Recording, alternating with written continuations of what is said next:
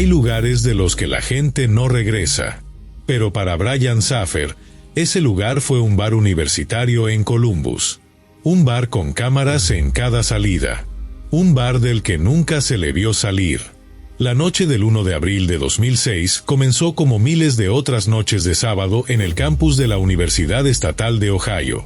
Estudiantes celebrando, música resonando, bebidas fluyendo. Era el inicio de las vacaciones de primavera, ese momento del año en que la presión académica finalmente cede y los jóvenes pueden respirar. Brian Saffer, un estudiante de medicina de 27 años con un futuro brillante por delante, salió esa noche con sus amigos para celebrar. Antes de empezar, suscríbete y activa la campanita en nuestro canal de Más Allá de las Leyendas para no perderte futuros videos. A las 1:55 de la madrugada, las cámaras de seguridad lo capturaron entrando al bar Aglituna Saloona, ubicado en el segundo piso de un complejo comercial. Está sonriendo, conversando con una mujer cerca de la entrada, luciendo relajado y feliz. Y entonces, simplemente, desapareció. Las cámaras nunca lo captaron saliendo. No por la puerta principal. No por la salida de emergencia. No por ningún lado. Brian Saffer entró a ese bar, de alguna manera imposible, dejó de existir. 18 años después, nadie sabe qué le sucedió. Para entender quién era Brian Saffer, primero necesitamos conocer su vida antes de esa fatídica noche. Brian Randall Saffer nació el 11 de febrero de 1979 en Pickerington, Ohio, un suburbio de Columbus, como el mayor de los dos hijos de Randy y Rena Saffer. Se graduó de la escuela secundaria local en 1997 y asistió a la Universidad Estatal de Ohio, OSU, para su educación universitaria. 6 años después se graduó con un título en microbiología. Tras eso, Saffer comenzó estudios en el Colegio de Medicina de OSU en 2004. Brian era alto, midiendo 6 pies 2 pulgadas, pesaba alrededor de 165 libras y tenía cabello castaño y ojos color avellana. Tenía el logo de Pearl Jam tatuado en su brazo superior derecho y una mancha distintiva en el iris de su ojo izquierdo. Era fanático de la música rock, especialmente de Pearl Jam, y tenía un sueño secreto que compartía con sus amigos más cercanos. Le dijo a sus amigos que a pesar de su decisión de seguir una carrera médica, su verdadera ambición era formar una banda tocando música al estilo de Jimmy Buffett. Ese detalle es importante. Brian no era solo un estudiante de medicina enfocado obsesivamente en su carrera. Era un soñador, alguien que imaginaba una vida diferente, más relajada, quizás en alguna playa tropical tocando guitarra. Durante su segundo año allí, en marzo de 2006, su madre murió de mielodisplasia, una forma de enfermedad de la médula ósea. Los amigos de Saffer dicen que aunque parecía estar manejando bien, su muerte fue difícil para él. La pérdida de su madre dejó una herida profunda, aunque Brian intentaba mantener una fachada de normalidad. Durante su tiempo en la escuela de medicina, Saffer se había involucrado románticamente con otra estudiante de medicina, Alexis Waggoner. Ella, junto con sus familias y amigos, creía que Brian probablemente le propondría matrimonio más adelante en 2006, muy probablemente en un viaje a Miami que la pareja había planeado para las vacaciones de primavera a principios de abril. Todo parecía estar en su lugar para Brian. Tenía una carrera prometedora, una novia a la que amaba, amigos cercanos y un futuro brillante. Pero el destino tenía otros planes. El 31 de marzo, un viernes, las clases en OSU terminaron para las vacaciones de primavera. Saffer y su padre, Randy, celebraron la ocasión cenando un bistec temprano esa noche. El padre de Saffer notó que parecía exhausto por haber estudiado toda la noche anteriormente en la semana preparándose para algunos exámenes críticos próximos. No pensó que Saffer debería salir con un amigo, William Clint Florence, más tarde esa noche como planeaba hacerlo, pero no expresó sus reservas a su hijo. Ese detalle es desgarrador en retrospectiva. Su padre tuvo un mal presentimiento pero no dijo nada, no queriendo arruinar la celebración de su hijo. A las 9 de la noche, Saffer se encontró con Florence en el Aglituna Saloona, un bar en el complejo South Campus Gateway en High Street en Columbus. Una hora después, Safer llamó a Wagoner, quien había regresado a su hogar en Toledo para visitar a su familia antes de que ella y Safer partieran a Miami. Le dijo que la amaba. Esa sería la última vez que hablaría con ella. Después de la medianoche, Safer y Florence se encontraron con Meredith Reed, una amiga de Florence, en The Sort North. Reed les dio un aventón de regreso al Ugly Tuna Saloona, donde habían comenzado la noche, y se unió a ellos allí para una última ronda. Los tres fueron captados en una cámara de seguridad subiendo una escalera eléctrica hacia la entrada del bar en el segundo piso aproximadamente a la 1:15 de la mañana. Lo que sucedió después es donde comienza el misterio. Safer se separó de sus compañeros mientras los tres estaban allí y fue visto por última vez en una cámara de seguridad fuera del bar justo antes de las 2 de la mañana.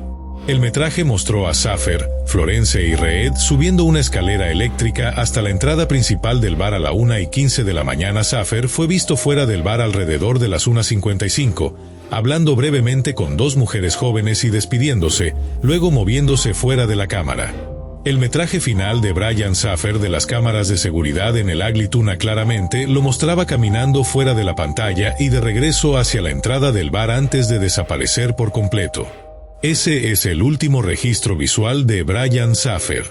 Un joven sonriente, hablando con dos mujeres, luciendo completamente normal. Y entonces, simplemente, se fue. La cámara no lo grabó saliendo poco después cuando el Ugly Tuna Saloona cerró. Este fue el último momento conocido en que Safer fue visto.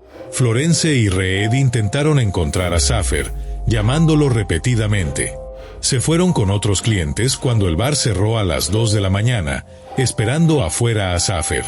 Cuando no estuvo entre la multitud que partía, asumieron que había regresado a su apartamento sin avisarles. Fue un error comprensible. Brian tenía fama de irse sin avisar a veces. No había razón para preocuparse, todavía.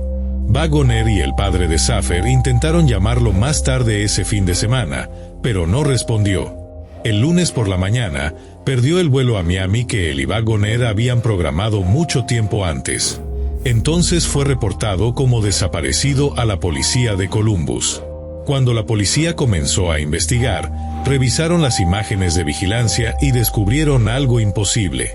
Un detective le dijo a Lori Davis, una defensora de personas desaparecidas, que el video lo persigue, ya que está 100% seguro de que cada persona que entró al bar puede verse en video saliendo, excepto Brian.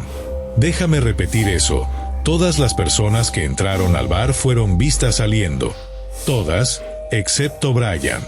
La policía comenzó su búsqueda de Safer en el Ugly Tuna Saloona, el bar donde había sido visto por última vez. Dado que el área alrededor de South Campus Gateway estaba algo deteriorada con una alta tasa de criminalidad, el edificio Gateway, que albergaba el bar y otros negocios, había instalado cámaras de seguridad. Revisaron el metraje de otras cámaras en 3 otros bares cercanos para ver si las cámaras allí podrían explicar cómo Safer había dejado el Ugly Tuna Saloona. Sin embargo, el metraje de las cámaras en 3 otros bares cercanos no mostraba rastro de él. Aquí es donde el caso se vuelve verdaderamente desconcertante. El Ugly Tuna Saloona estaba ubicado en el segundo piso de un edificio comercial. Había 2 formas principales de salir. Uno era la entrada principal, que estaba completamente cubierta por cámaras de seguridad. Otro, la salida de servicio que conducía a un sitio de construcción activo. No había otra entrada o salida públicamente accesible al bar en ese momento, aunque había una salida de servicio cerca de donde fue visto por última vez. Era ciertamente posible que las cámaras simplemente no captaran a Safer. Pero una cámara giraba continuamente alrededor mientras que la otra era operada manualmente. Y aunque el bar también tenía otra salida, conducía a un caótico sitio de construcción. La única forma de salir sin cobertura de cámaras de seguridad habría sido a través de una salida de servicio que conducía a un sitio de construcción con puertas hacia la calle. Un sargento de policía de Columbus le dijo a NBC News en 2006 que el área estaba fuertemente en construcción y habría sido difícil de salir, incluso sobrio. Piensa en eso por un momento. Brian había estado bebiendo durante horas. Estaba en un estado de ánimo festivo, celebrando con amigos. ¿Por qué elegiría salir por una puerta de servicio que conduce a un sitio de construcción peligroso y oscuro en lugar de la salida normal? Los investigadores sabían que era posible que las cámaras del Ugly Tuna pudieran haberlas perdido, ya que una cámara se desplazaba por el área, mientras que la otra se operaba manualmente. Al menos una de las cámaras no era estacionaria y rotaba, por lo que hay pequeñas ventanas de tiempo donde es posible que Brian se fuera sin ser capturado. Pero esa explicación tiene sus problemas. Los investigadores revisaron cuidadosamente cada fotograma, cada ángulo. Contaron a cada persona que entró y a cada persona que salió. Brian fue la única excepción. La búsqueda comenzó a expandirse desde el Ugly Tuna Saloona, con oficiales, a veces acompañados por perros policía, mirando de cerca en la calle, inspeccionando contenedores de basura y otros recipientes de desechos, y preguntando a los residentes si habían visto a Saffer. Se publicaron ampliamente volantes con su foto, mostrando un tatuaje en su brazo superior derecho de una figura de palo del logo de la portada del sencillo Alive de Pearl Jam, una de sus bandas favoritas, y señalando una mancha distintiva en uno de sus iris. La policía incluso persuadió a la ciudad de Columbus para que les permitiera entrar al sistema de alcantarillado y buscar allí. No se descubrió información útil. Durante los primeros días de su desaparición, hasta 50 policías lo buscaron en cualquier momento. Revisaron contenedores, ríos, alcantarillas, vertederos, todo. En el apartamento de Saffer en King Avenue, a 6 cuadras del bar, su automóvil todavía estaba estacionado afuera. Todas sus pertenencias personales fueron encontradas, incluyendo su teléfono celular y tarjetas de crédito. Las cuentas bancarias de Brian no han sido tocadas desde su desaparición. Todo lo que definía la identidad de Brian, su teléfono, su billetera, sus tarjetas, su auto, estaba donde debía estar. Pero Brian había desaparecido. Aquellos que habían visto a Saffer esa noche, incluyendo a su padre, fueron solicitados a tomar pruebas de detector de mentiras. Él y Reed pasaron las suyas, al igual que todos los demás, mientras que Florence se negó. Los amigos y familiares de Saffer fueron interrogados y todos excepto su compañero de habitación que se negó pasaron las pruebas de detector de mentiras. Ese detalle que Clint Florence, la última persona conocida en ver a Brian, se negó a tomar un detector de mentiras, ha alimentado especulaciones durante años. Clint y Brian se dice que tuvieron una discusión dentro del Ugly Tuna la noche en que Brian desapareció. La policía no tenía evidencia de que Clint tuviera alguna participación, y por lo tanto no pudieron perseguirlo como sospechoso. Poco después de la muerte de Randy Saffer, Neil Rosenberg, abogado de Florence, escribió a Don Corbett, un investigador privado que ha ofrecido voluntariamente su tiempo para ayudar a la familia Saffer a encontrar a Brian, con respecto a la continua negativa de su cliente a tomar una prueba de detector de mentiras. ¿Por qué Clint se negó? ¿Qué sabía que no estaba diciendo? ¿O simplemente era cauteloso, actuando bajo consejo legal para protegerse a sí mismo? Las dos mujeres con las que Brian fue visto hablando por última vez fueron identificadas más tarde. Dijeron en 2009 que nunca se les había pedido tomarlas ellas mismas. Por alguna razón, esas dos mujeres con las que se le vio charlando no fueron solicitadas a tomar pruebas. Ese es otro detalle extraño en una investigación llena de ellos. Wagoner llamó al teléfono de Saffer cada noche antes de irse a dormir durante mucho tiempo después de la desaparición. Usualmente, iba directo al correo de voz, pero una noche de septiembre sonó 3 veces. 3 tonos. Alguien o algo estaba del otro lado.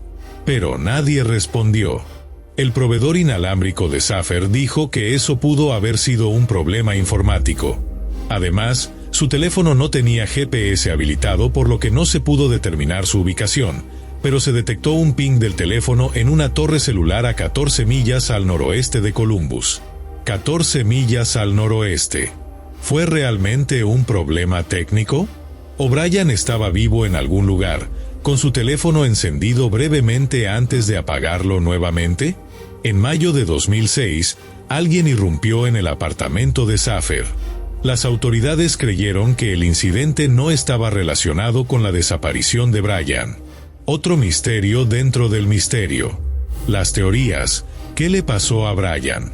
A lo largo de casi 2 décadas, múltiples teorías han surgido, cada una intentando explicar lo imposible. Salió voluntariamente. La primera teoría de Brian Saffer sugiere que el joven de 27 años dejó Columbus, Ohio, voluntariamente y no hubo juego sucio en su desaparición. La teoría dice que Brian, abrumado por la muerte reciente de su madre y el estrés de la escuela de medicina, decidió simplemente desaparecer y comenzar una nueva vida en algún lugar.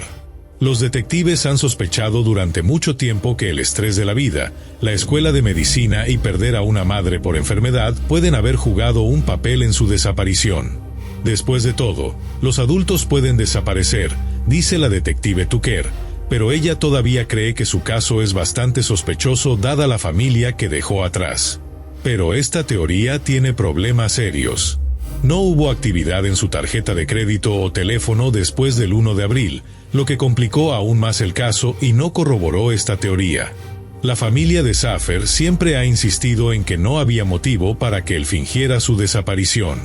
Y de hecho, parecía que tenía más por lo que esperar que de lo que escapar.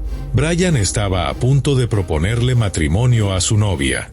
Tenía un viaje a Miami planeado. Estaba progresando bien en la escuela de medicina. ¿Por qué dejaría todo eso atrás sin una palabra? El sitio de construcción. Esta teoría explora la presunta muerte de Brian. Se creía que había dejado el bar por la salida de servicio, que se abría a un pesado sitio de construcción y podría haber caído accidentalmente en él. Algunos teorizan que Brian Saffer podría haber querido tomar un atajo a casa usando la salida de emergencia, solo para caer en un agujero mientras navegaba por el sitio de construcción.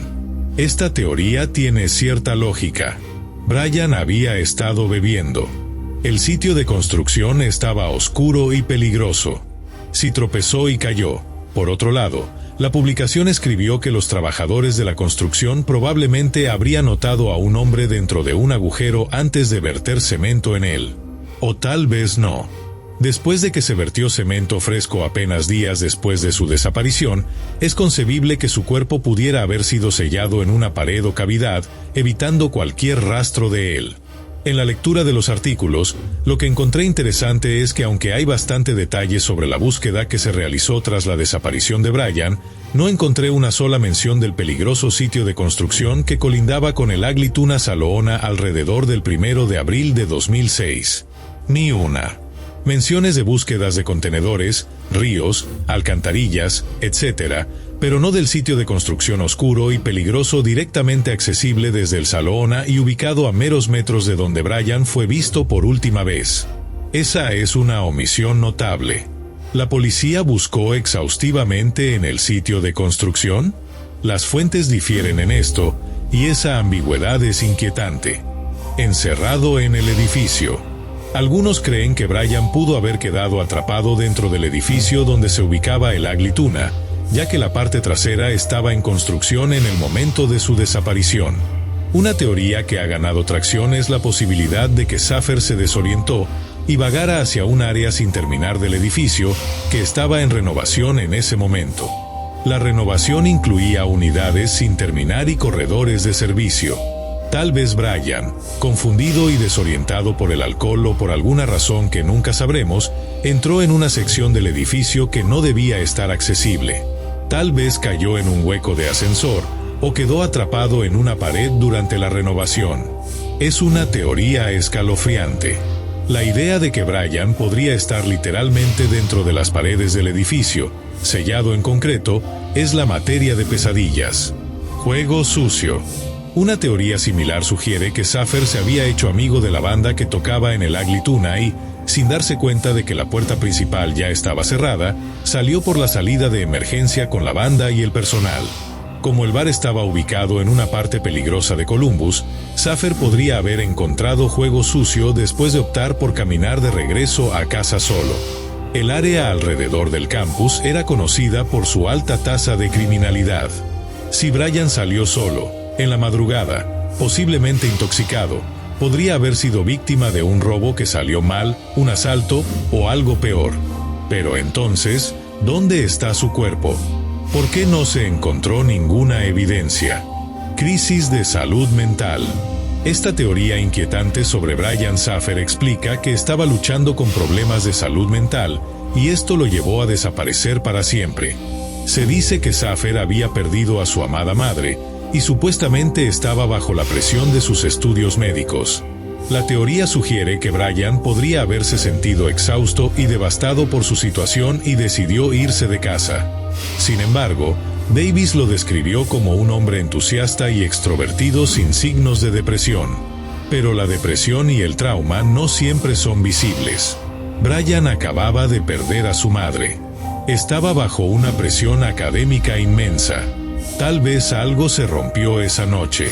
Aproximadamente un año después de su desaparición, un conductor de camión pensó que lo vio haciendo autostop en Varna. Ha habido múltiples avistamientos reportados de él en varios otros países, pero ninguno ha sido confirmado. En la secuela, las pistas se convirtieron en engaños, incluyendo que vivía o fue asesinado en las Islas Vírgenes. También ha habido avistamientos reportados de él viviendo tan lejos como Suecia, que no han producido nada más que rumor o especulación. En septiembre de 2008, durante una fuerte tormenta de viento, Randy Saffer estaba limpiando escombros en el patio de su casa en Baltimore, Ohio. Una rama se desprendió de un árbol cercano y lo golpeó fatalmente. Los vecinos encontraron su cuerpo al día siguiente y llamaron a la policía.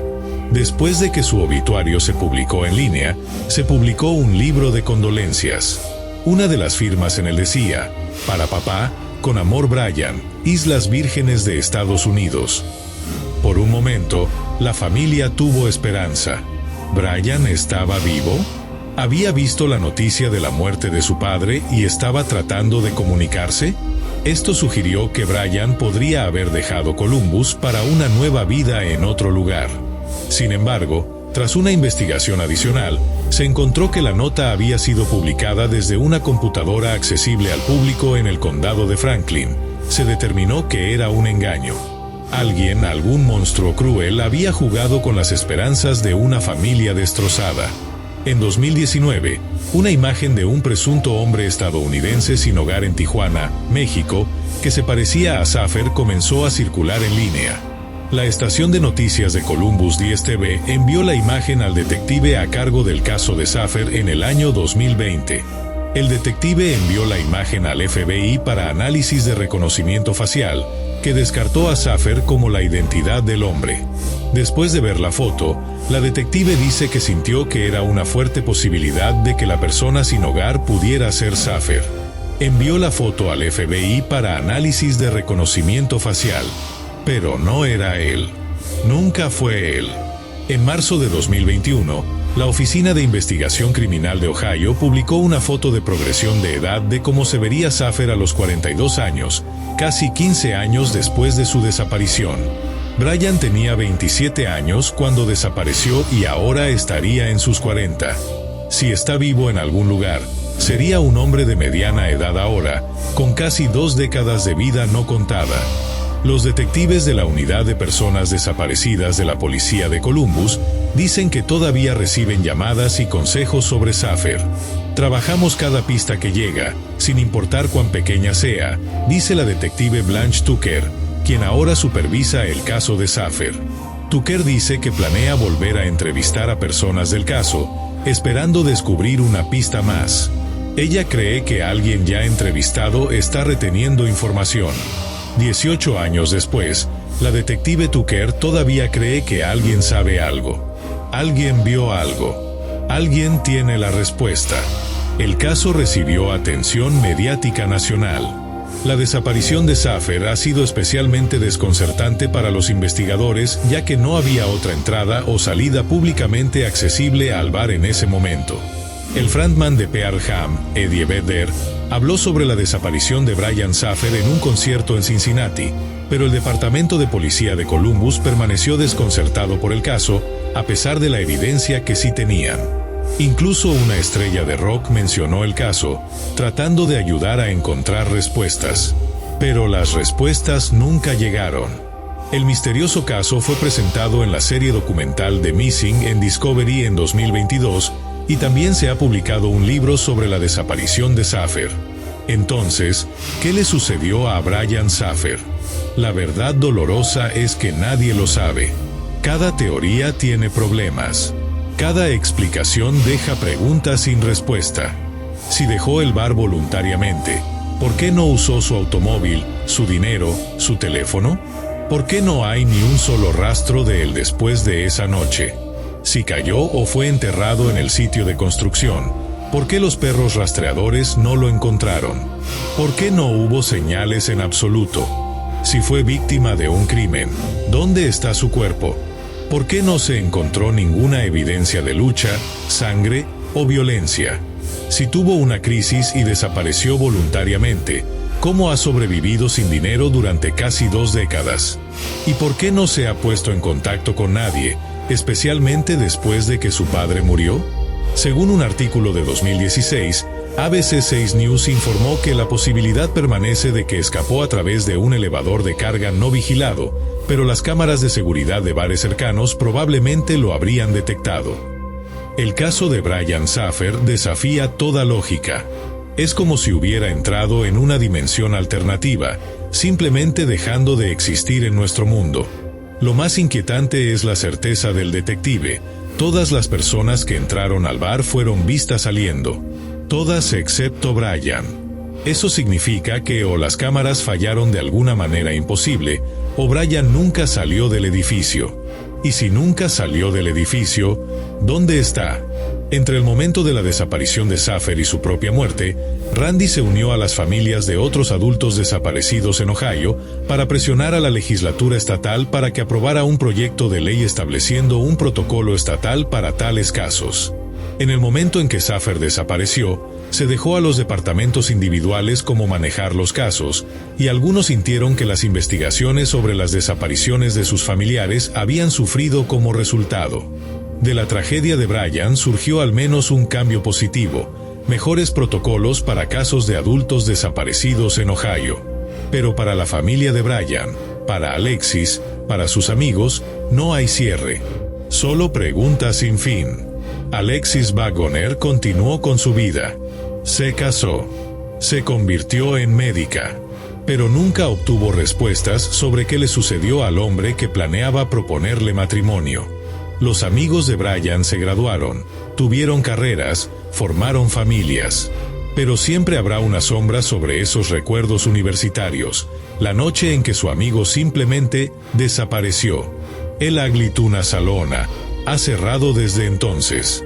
El espacio donde Brian fue visto por última vez ahora está vacío, un recordatorio silencioso de un misterio sin resolver. Estudiantes de Ohio State todavía hablan sobre el caso. Se ha convertido en leyenda urbana, en cuento de advertencia, en misterio de dormitorio. El chico que entró al bar y nunca salió. Algunos dicen que el edificio está embrujado. Otros creen que Brian sigue allí, de alguna manera, atrapado entre las paredes o en alguna dimensión que no podemos ver. Son supersticiones, por supuesto. Pero en ausencia de respuestas reales, la mente humana busca explicaciones, por fantásticas que sean. ¿Qué le sucedió a Brian Saffer esa noche del 1 de abril de 2006? Brian Saffer tenía toda su vida por delante. Un futuro en medicina. Una mujer que lo amaba. Amigos que se preocupaban por él. Sueños de tocar música como Jimmy Buffett en alguna playa. Y en un instante, todo eso desapareció. 18 años después, su caso permanece sin resolver. Su familia nunca obtuvo respuestas. Su novia nunca obtuvo un cierre. Sus amigos nunca supieron qué sucedió. Y en algún lugar, tal vez enterrado bajo concreto, tal vez viviendo bajo un nombre diferente, tal vez en un lugar que nunca imaginaríamos, o tal vez en ningún lugar en absoluto. Brian Saffer entró al Aglituna Salona a las 1:55 de la madrugada del 1 de abril de 2006. Y nunca salió. Si tienes información sobre la desaparición de Brian Saffer, por favor contacta a las autoridades pertinentes. Incluso el detalle más pequeño podría ser la clave para resolver este misterio de 18 años. Si te gustó este video, Suscríbete y activa la campana para que no te pierdas el próximo. Dale like para apoyar el canal y comparte este video con alguien a quien le pueda interesar. Deja tu opinión en los comentarios respecto a este tema. Nos vemos en Más allá de las leyendas.